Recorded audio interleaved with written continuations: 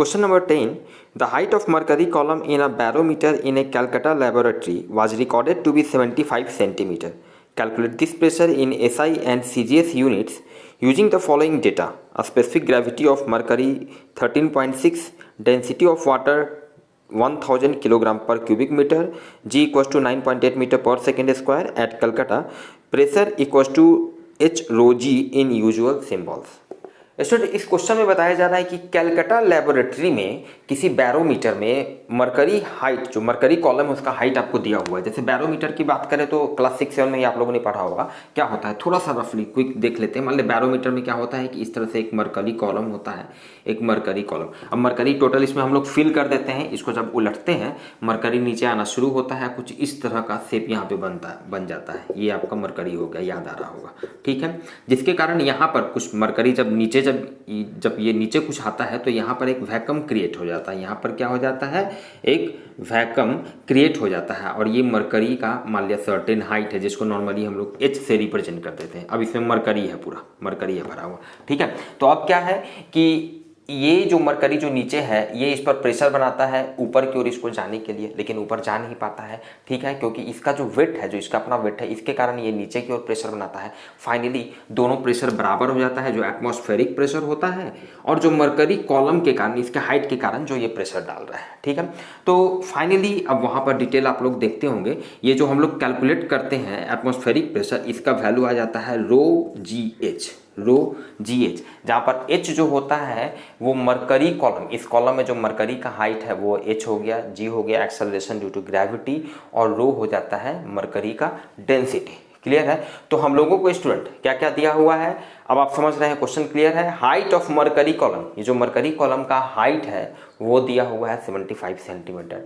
Mercury का specific gravity दिया हुआ है 13.6, डेंसिटी दिया हुआ है वाटर का, G का वैल्यू दिया हुआ है, तो प्रेशर यही P का वैल्यू हम लोगों को निकालना है, SI और CGS यूनिट्स में निकालना है। स्टूडेंट बहुत आसान है भाई, P का फॉर्मूला होता है रो जी एच, हालांकि ये क्वेश्चन में भी आपको दे दिया गया है रो जी एच ये फॉर्मूला। तो क्या क्या हम लोगों को चाहिए, H का वैल्यू पता है, G का वैल्यू पता है, H का वैल्यू पता है 75 सेंटीमीटर, तो रो का वैल्यू हम लोगों को निकालना होगा स्टूडेंट। क्लियर बात है। वन थिंग, रो का वैल्यू निकालने के पहले एक काम करते हैं स्टूडेंट कि भाई चूंकि हम लोगों को प्रेशर का वैल्यू SI और CGS दोनों में निकालना है, तो जो भी हम लोगों को डेटा दिया हुआ है ऐसा करते हैं उसको हम लोग SI और CGS में कन्वर्ट कर लेते हैं। ऑब्वियसली उसका यूज तो होगा ही, जो कि बहुत आसानी से आप कैलकुलेट कर सकते हैं। भाई इसको अब ये तो SI में, सॉरी ये आपका CGS में दिया हुआ है 75 सेंटीमीटर, तो इसको हम क्या करेंगे, मीटर में कन्वर्ट करेंगे। तो मीटर में कन्वर्ट करने के लिए 100 से डिवाइड करेंगे, तो ये हो जाएगा 0.75 मीटर।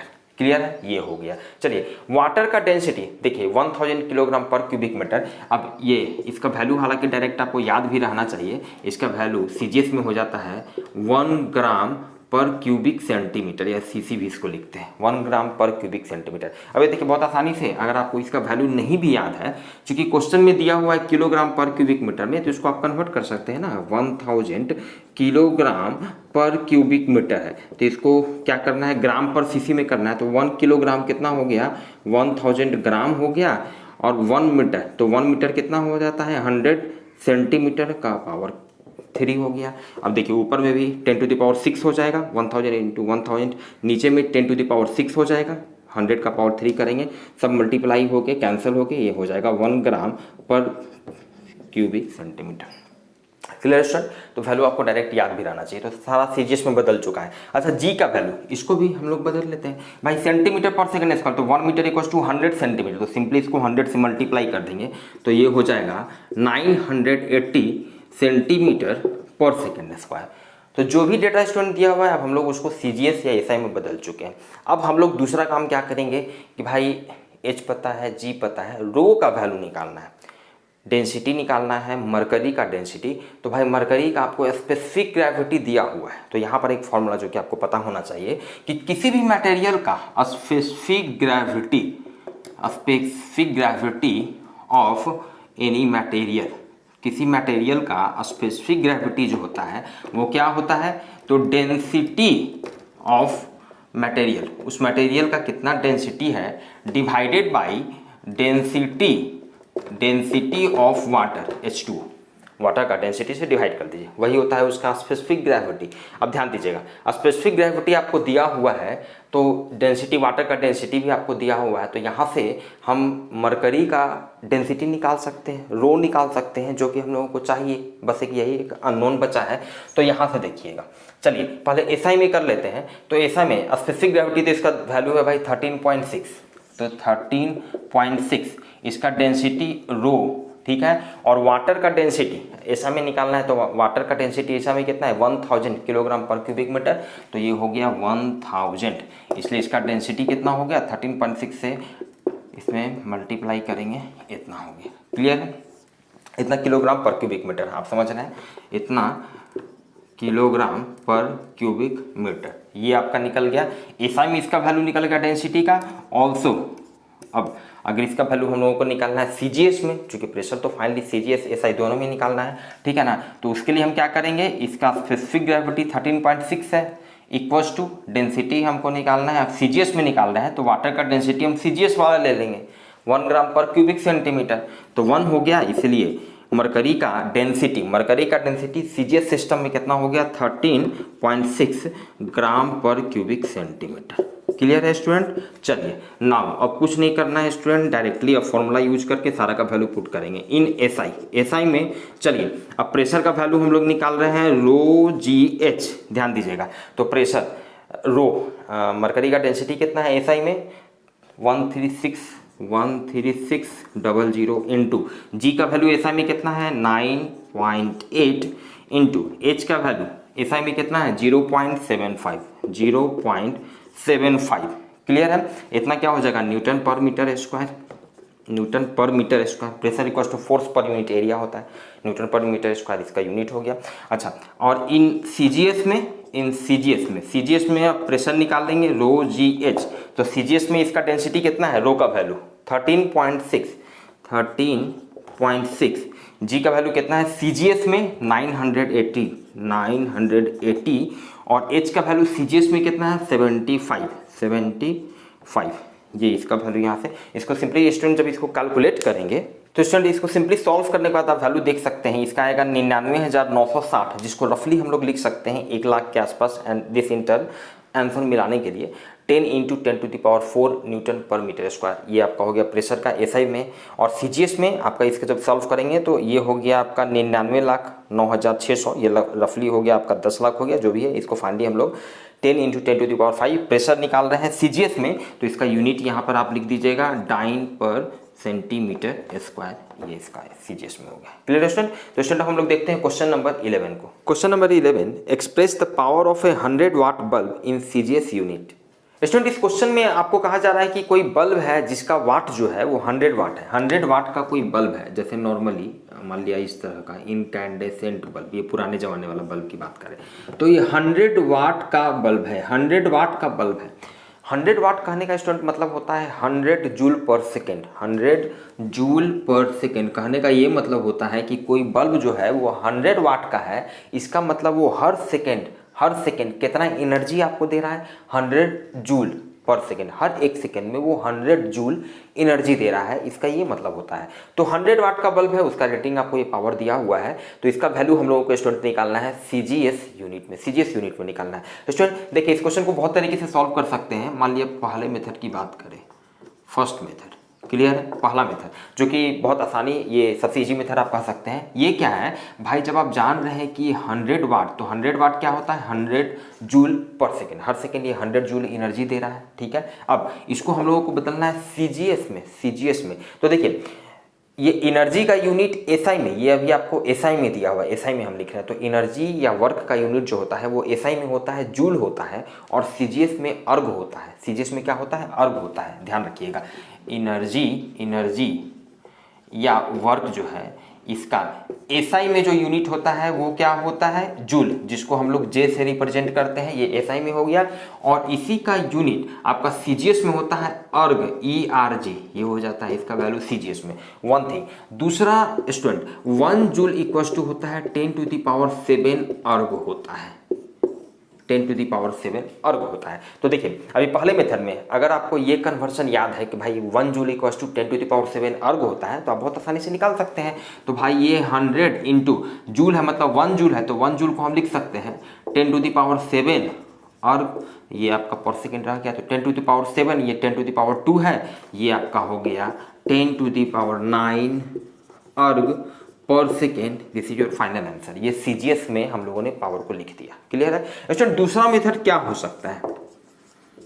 दूसरा मेथड, अब मान लिया सपोज कीजिए कि आपको ये कन्वर्जन याद नहीं है कि 1 जूल इक्वल टू 10⁻⁷ अर्ग होता है, डायरेक्टली आपको याद नहीं है, तो बेसिक तरीके से आप बढ़ सकते हैं कि भाई पावर क्या होता है, energy liberated per unit time, हर सेकेंड में कितना एनर्जी निकल रहा है, कितना एनर्जी लिबरेट हो रहा है पर यूनिट टाइम हो गया। तो यहाँ से देखिए क्या कीजिए, अब थोड़ा सा डायमेंशन का हेल्प ले लीजिए। पावर का डायमेंशन के लिए आप क्या करेंगे, एनर्जी का डायमेंशन डिवाइडेड बाय टाइम का डायमेंशन। अच्छा, एनर्जी का डायमेंशन हम लोगों ने पहले बहुत बार निकाल चुका है, बहुत बार।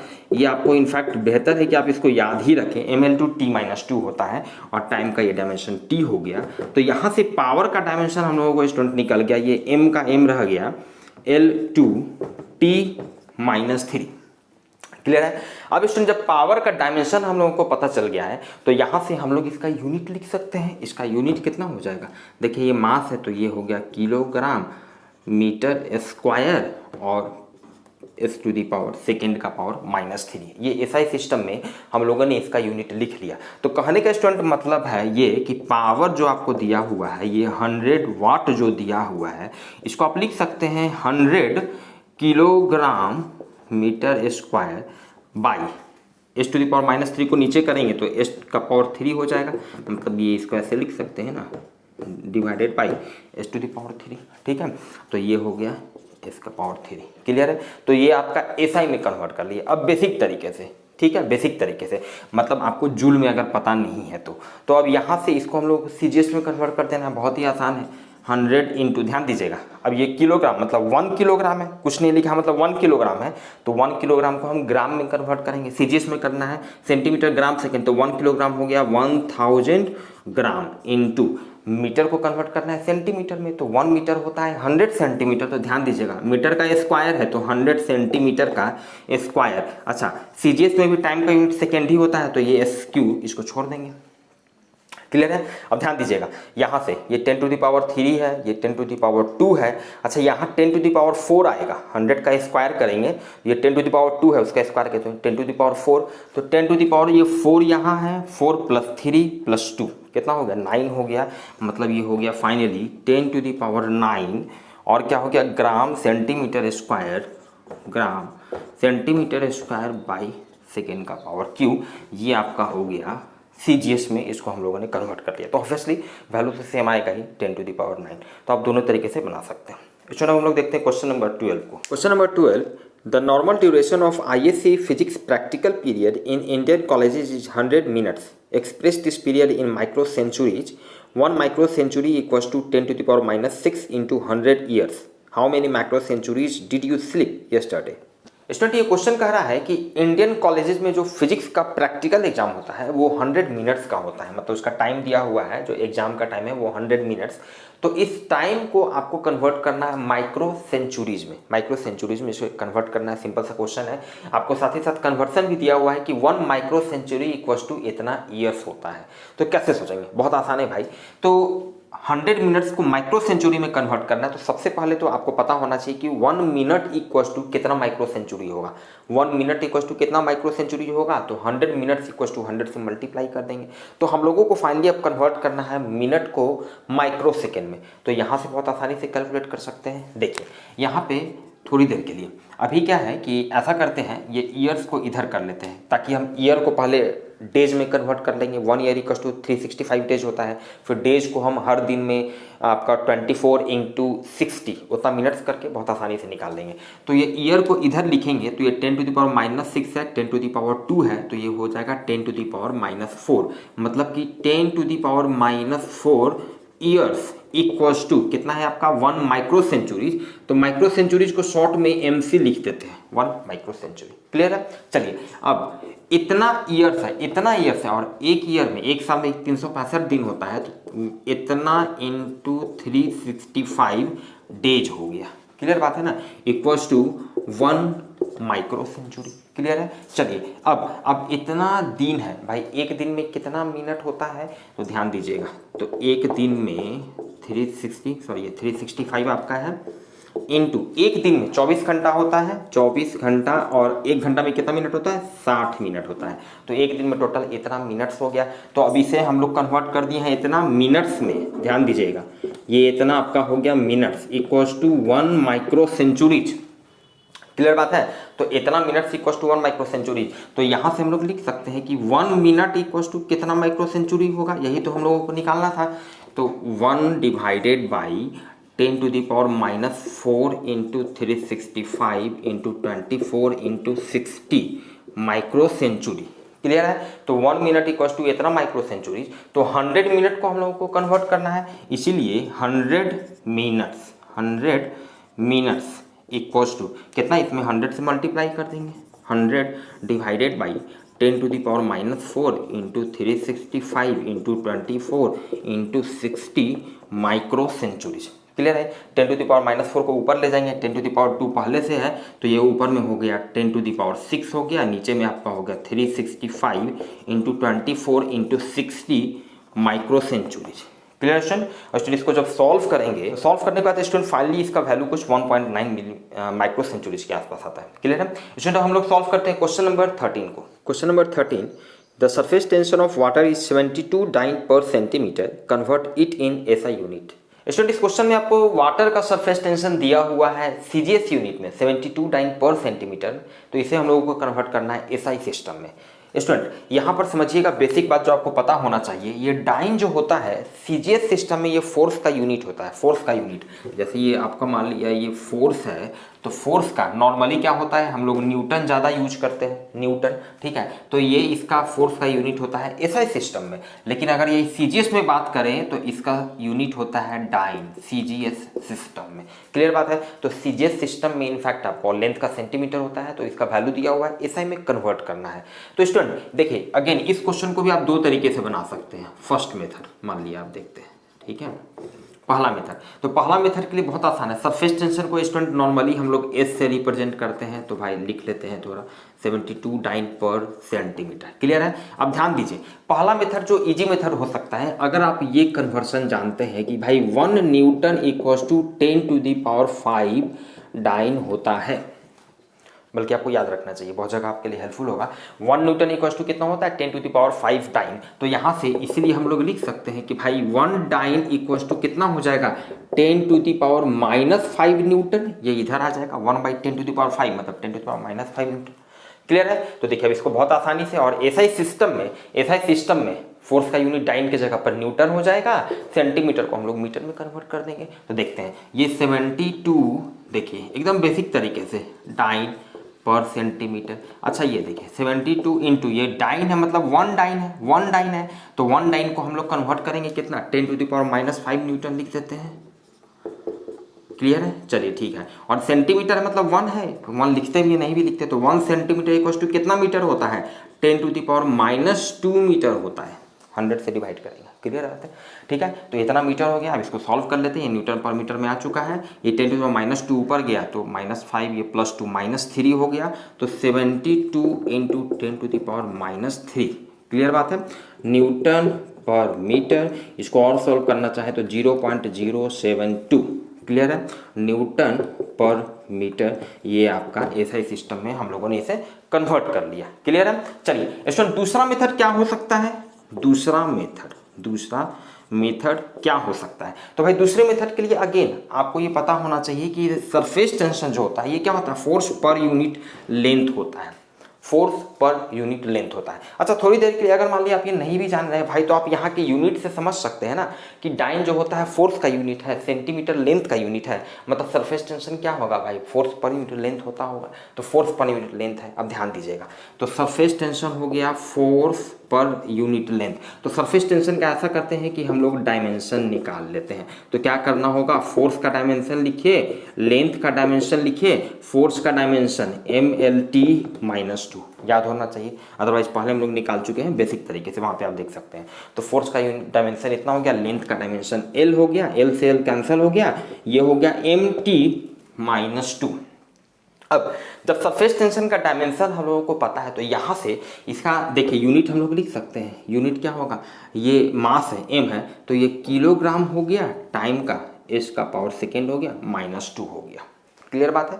चलिए नाउ अब देखिए अब कैसे हम लोग इसकी सहायता से सॉल्व करते हैं। सरफेस टेंशन का वैल्यू दिया हुआ है 72 डाइन पर सेंटीमीटर। क्लियर है, तो ध्यान दीजिएगा ये आपका सीजीएस में दिया हुआ है। अच्छा, जैसे इसका यूनिट आप डायमेंशन के आधार पर एसआई में लिखे हैं, ये एसआई में आप इसका यूनिट लिखे डायमेंशन के आधार पे, उसी तरह सीजीएस में भी तो लिख सकते हैं। मास का यूनिट हो जाएगा सीजीएस में ग्राम, ठीक है।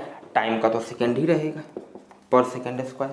क्लियर बात है, ये आपका सीजीएस में हो गया, ठीक है। तो भाई ये जो यूनिट आपको दिया हुआ है डाइन पर सेंटीमीटर, अब भाई पता नहीं है ये डाइन क्या है, जो भी है तो हम लोग इसको लिख सकते हैं ना 72 डाइन पर सेंटीमीटर की जगह पे लिख सकते हैं ग्राम पर सेकेंड स्क्वायर, ग्राम पर सेकेंड स्क्वायर। क्लियर बात है, सीजीएस में भी लिखा हुआ है। एसआई में कन्वर्ट करना है तो भाई एसआई में कन्वर्ट करने के लिए क्या करेंगे, ये 1 ग्राम है तो इसको किलोग्राम में कन्वर्ट करना होगा, तो 10⁻³ से मल्टीप्लाई करेंगे तो ये ऊपर में किलोग्राम हो गया और टाइम तो सेकेंड स्क्वायर ही रहेगा। क्लियर है, तो यहाँ से ये देखिए 72 × 10⁻³ किलोग्राम पर सेकेंड स्क्वायर, इसको हम लोग एसआई में कन्वर्ट कर चुके हैं और इसको सॉल्व करेंगे तो then you will get 0.072 kilogram per second square, ये जो फाइनल आंसर। तो ऑब्वियसली 0.072 वैल्यू सेम आएगा, तो आप किसी भी तरीके से बना सकते हैं। स्टूडेंट हम लोग देखते हैं क्वेश्चन नंबर 14 को। Question number 14, the kinetic energy K of a rotating body depends on its moment of inertia I and its angular speed omega. Assuming the relation to be K equals to Ki to the power A omega to the power B, where K is a dimensionless constant, find A and B. Moment of inertia of a sphere about its diameter is 2/5 mr square. Student ये क्वेश्चन कह रहा है कि कोई rotating बडी है, कोई बडी rotate कर रहा है और उसका काइनेटिक एनर्जी जो है ये आपको दिया हुआ है। कोई रोटेटिंग बडी का काइनेटिक एनर्जी दिया हुआ है जो कि मोमेंट ऑफ इनर्शिया आई और एंगुलर स्पीड ओमेगा पे इस तरह से डिपेंड करता है। तो हम लोगों से ए और बी का वैल्यू पूछ रहा है, ऑब्वियसली डायमेंशनली सॉल्व करना है इस क्वेश्चन को। तो सिंपल, जब भी इस तरह के क्वेश्चन को आप सॉल्व करें तो डायरेक्टली आपके दिमाग में principle of homogeneity of dimension आना चाहिए। Principle of homogeneity of dimension इस तरह के क्वेश्चन में वो कंसेप्ट क्या कहता है, भाई हम लोगों को इस क्वेश्चन में दिया हुआ है कि कोई रोटेटिंग बॉडी है, उसका काइनेटिक एनर्जी इतना है, ठीक है। इसका मतलब है कि ये रिलेशन ट्रू है, ये एग्जिस्ट कर रहा है। इसका मतलब है कि ये डायमेंशनली भी सही होना चाहिए, ये डायमेंशनली भी सही होगा principle of homogeneity of dimension के हिसाब से।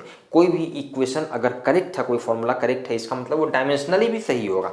इसका मतलब क्या हुआ कि जो डायमेंशन लेफ्ट हैंड साइड का होगा वही डायमेंशन राइट हैंड साइड का होना चाहिए। तो इतना सोचने के बाद आप सोचेंगे भाई सबका जब डायमेंशन लिखेंगे तो वहाँ पर ए और बी कुछ अननोन रहेगा, बाकी एम एल टी वगैरह कुछ कैंसिल होगा या कुछ बच जाएगा और वहाँ से हम लोग पावर को इक्वेट करके ए और बी का वैल्यू निकाल लेंगे।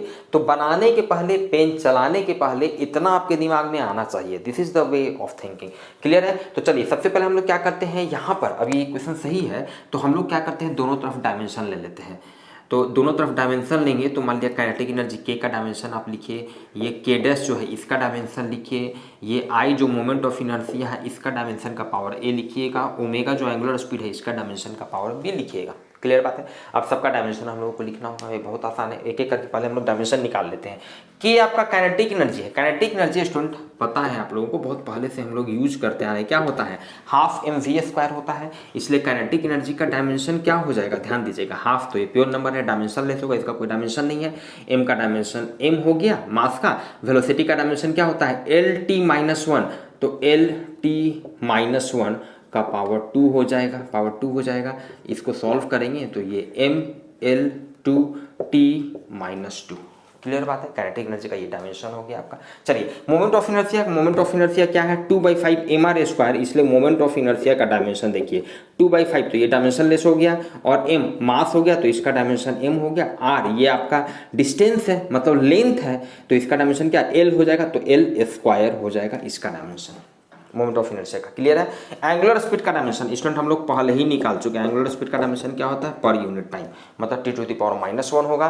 के डैश तो आपका डायमेंशन लेस है, इसका डायमेंशन नहीं होगा। चलिए ठीक है। अब काइनेटिक एनर्जी का डायमेंशन देखिए हम लोग लिख रहे हैं। काइनेटिक एनर्जी का डायमेंशन क्या है, ML2T-2, ML2 T minus to, के डैश तो आपका डायमेंशन लेस हो गया। चलिए ठीक है, आई का डायमेंशन क्या हो गया, ये हो गया एम एल स्क्वायर, तो एम एल स्क्वायर का पावर ए हो गया, ओमेगा का डायमेंशन हो गया T to the power -1 power B हो गया। क्लियर है? चलिए ठीक है, अब यहाँ से ये आपका हो गया M L two T minus two, ये हो गया M to the power A L to the power 2b। Clear है? और ये हो गया T to the power -b। Clear है? तो यहाँ से देखिए M L square T minus two, ये M to the power A L to the power 2b और T to the power -b। और यहाँ से हम लोग ये जो भी आपका जो पावर है उसको इक्वेट कर देंगे। m का पावर इधर 1 है, इधर m का पावर a है, इसीलिए इक्वेटिंग पावर्स एक लाइन आप यहाँ पे लिख सकते हैं। तो ये m का पावर 1 है, इधर m का पावर a है, ठीक है ना, पावर्स ऑफ m का पावर इक्वेट किए, तो इसलिए a का वैल्यू आपका निकल गया है 1। नाउ ऑल्सो अब कोई दूसरा को इक्वेट कीजिए। अच्छा, l का पावर इधर 2 है, l का पावर इधर 2b है, मतलब 2 इक्वल्स टू 2b, ये हो गया पावर्स ऑफ b के पावर को इक्वेट किए हैं, तो यहाँ से b का वैल्यू 1, मतलब a और b दोनों का वैल्यू स्टूडेंट 1 आ गया। तो इस तरह से आप इसे सॉल्व कर सकते हैं। स्टूडेंट देखते हैं हम लोग क्वेश्चन नंबर 15 को। सॉरी स्टूडेंट, यहाँ पर कुछ मिस्टेक हो रहा था, आप ध्यान दीजिए। एक्चुअली यहाँ पर l का पावर ये 2a नहीं होके ये 2a, यहाँ पे 2a होगा जिसको हम 2b लिख दिए थे, ये आपका हो जाएगा 2a। तो l का पावर यहाँ पर है 2a, l का पावर 2a। भाई तो अब इसको इक्वेट करेंगे तो कोई फायदा नहीं है, l का पावर इक्वेट करेंगे तो 2a इक्वल्स टू 2, a का वैल्यू तो हम लोग पहले निकाल चुके हैं। b का वैल्यू निकालने के लिए हम लोग t के पावर को इक्वेट कर देंगे, यहाँ पर -2 इक्वल्स टू -b, मतलब यहाँ से अब ध्यान दीजिएगा बहुत आसानी से हम लोग लिख सकते हैं -2 इक्वल्स टू -b, ये हम किसके पावर को इक्वेट किए हैं, पावर्स ऑफ t, और यहाँ से b का वैल्यू स्टूडेंट हो जाएगा 2, मतलब a का वैल्यू 1 और b का value 2। This is your final answer. Question number 15, theory of relativity reveals that mass can be converted into energy. The energy E so obtained is proportional to certain powers of mass m and the speed c of light. Guess a relation among the quantities using the method of dimensions. Student ये क्वेश्चन कह रहा है कि मास को theory of relativity के हिसाब से मास को एनर्जी में कन्वर्ट किया जा सकता है। हालांकि आप में से कुछ स्टूडेंट को पता होगा E इक्वल्स टू mc², बहुत ही फेमस फॉर्मूला है आइंस्टीन्स थ्योरी ऑफ रिलेटिविटी। तो मास को एनर्जी में कन्वर्ट किया जा सकता है। तो जब एनर्जी में कन्वर्ट करते हैं तो ये क्वेश्चन कह रहा है कि एनर्जी जो है वो certain power of mass and certain power of speed of light c के प्रोपोर्शनल होता है। मतलब मैथमेटिकली जो लैंग्वेज दिया हुआ है क्वेश्चन में उसको हम लोग इस तरह से लिख सकते हैं। तो हम लोगों से पूछ रहा है एक रिलेशन फाइंड कीजिए, एनर्जी मास और ये स्पीड ऑफ लाइट c के बीच में एक रिलेशन आप फाइंड कीजिए, गेस कीजिए using the method of dimension की सहायता से।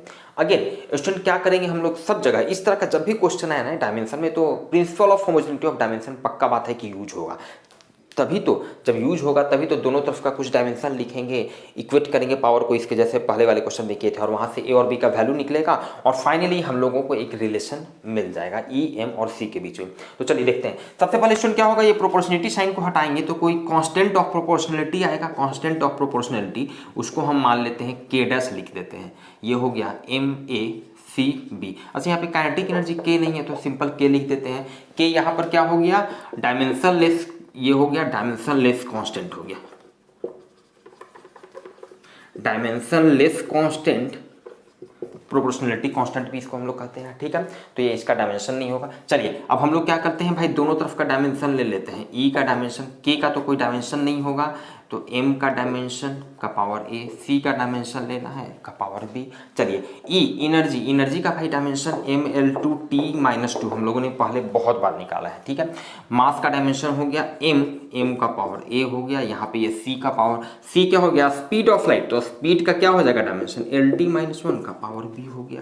क्लियर है। यहाँ से चलिए ये हो गया आपका M L two T minus two, इधर हो गया एम का पावर ए और एल का पावर बी और टी का पावर माइनस बी।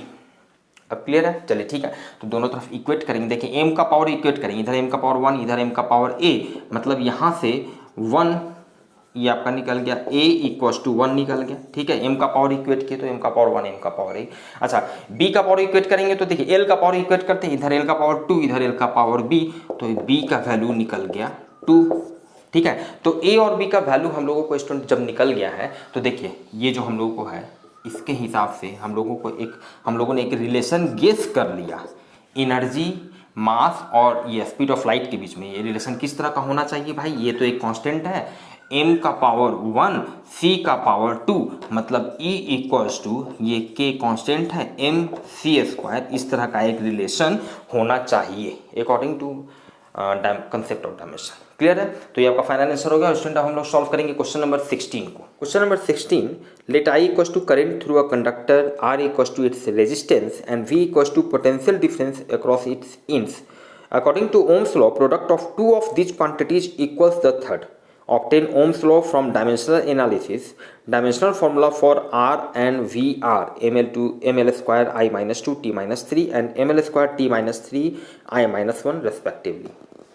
स्टूडेंट ये क्वेश्चन कर रहा है कि कोई कंडक्टर है उससे आई करंट फ्लो कर रहा है। जैसे देखिए बेसिक बात थोड़ा सा आपको याद करा दें, 9th-10th में आप लोगों ने पढ़ा होगा। मान लिया कोई कंडक्टर है, उसका रेजिस्टेंस क्या होता है, आर से डिनोट करते हैं।